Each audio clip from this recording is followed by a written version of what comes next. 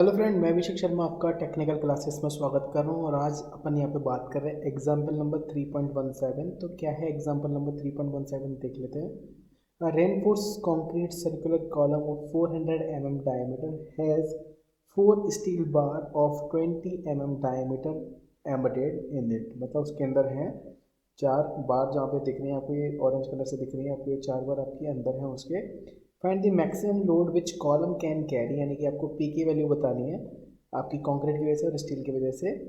उसने बोला कि if the stresses in steel and concrete are not to be exceed 120 megapascal, यानी कि जो आपकी स्टील और की वजह से जो स्ट्रेसेस हैं वो आपकी 120 मेगापास्कल और 5 मेगापास्कल से ज़्यादा नहीं होनी चाहिए। Take modulus of elasticity of steel as 18 times of the concrete, यानी कि उसने बोला कि ES आपका 18 टाइम्स ज़्यादा है EC से। तो यहाँ पे कुछ गिवन डेटा दे रखा है, आप देख लीजिए यहाँ पे सिंपल तरीके से। सबसे पहले उसने डायमीटर दे रखा है, जो कि कंक्रीट है, ये बाहर वाला उसने डायमीटर यहाँ पे दे रखा है आपको, जो कि 400 दे रखा है।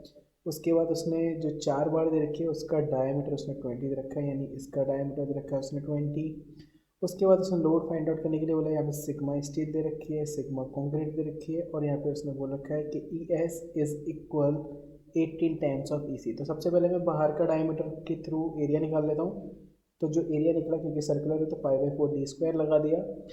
कैपिटल D की वैल्यू मेरी 400 है, तो मैंने पाई/4 इंटू 400 का स्क्वायर कर दिया, तो 1,25,660 mm² मेरे पास यहाँ पे एरिया निकल के आ गया। एरिया ऑफ स्टील निकाला, तो एरिया ऑफ स्टील आपकी 4 रॉड है तो 4 का मल्टीप्लाई कर दें, क्योंकि सर्कुलर रॉड है तो मैंने सर्कुलर रॉड का पाई/4 d स्क्वायर लगा दिया। क्योंकि डायमीटर आपका 20 है तो 20 का स्क्वायर लगा दिया वहाँ पे, तो एरिया आ गया मेरा 1257 mm²। तो पूरे सेक्शन में से अगर मैं ये आपके लिए जो ऑरेंज सेक्शन है उसको हटा दूंगा तो मेरे पास कंक्रीट का एरिया बचेगा। तो कंक्रीट का एरिया बचता है मेरे पास 1,25,660 माइनस 1257, तो ये बच के आया मेरे पास 124,403 mm²। ये मैंने फॉर्मूला आपको पहले भी बता चुका हूँ कि यहाँ पे आपकी लेंथ सेम है, बाकी सारी चीज़ें सेम है। तो यहाँ पे आपका sigma C over EC is equal sigma S over ES आएगा। तो यहाँ पे EC ओवर ES की वैल्यू उसने 1/18 दे रखी है। और यहाँ आप नोटिस करेंगे, क्योंकि उन्होंने ये सारी चीज़ें ऑलरेडी आपको बता रखी है कि यहाँ पे जो वैल्यू है आपकी 120 दे रखी है उसने, किसकी, सिग्मा एस की। तो यहाँ पे क्योंकि उसने सिग्मा C की भी वैल्यू 5 दे रखी है, तो यहाँ पे मैंने निकल के दिया 6.67। तो वो कह रहा है कि it is more than 5 Newton पर mm²।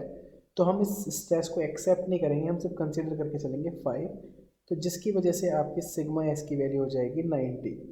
तो इन्होंने हमें बताया कि इट इज़ लेस देन 90, तो अपन 90 कंसिडर कर सकते हैं इस केस के लिए। अगर यहाँ पे 1 to 1 निकल के आता तो हम नहीं कंसिडर करते, हम उसको सिर्फ 120 ही लेते। पर ये 120 से ज़्यादा निकल के नहीं आया, 90 निकल के आया है, तो हम इसको 90 ही कंसिडर करेंगे क्योंकि ये सेफ है। क्योंकि load is equal stress into area, तो ये कंक्रीट के लिए लगा दिया, स्ट्रेस इनटू एरिया स्टील के लिए लगा दिया। यहाँ पे मुझे पता है कि स्ट्रेस फॉर कंक्रीट 5 दे रखे है, एरिया 1,24,403 दे रखा है। यहाँ पे स्ट्रेस का एरिया है स्टील के लिए 90, और यहाँ पे जो एरिया है वो मेरा 1257, तो उसका मल्टीप्लाई कर दिया और ये मेरा फाइनल आंसर निकल के आ गया। कितना आंसर निकल के आया है, 735 किलो न्यूटन या 735.15 किलो न्यूटन।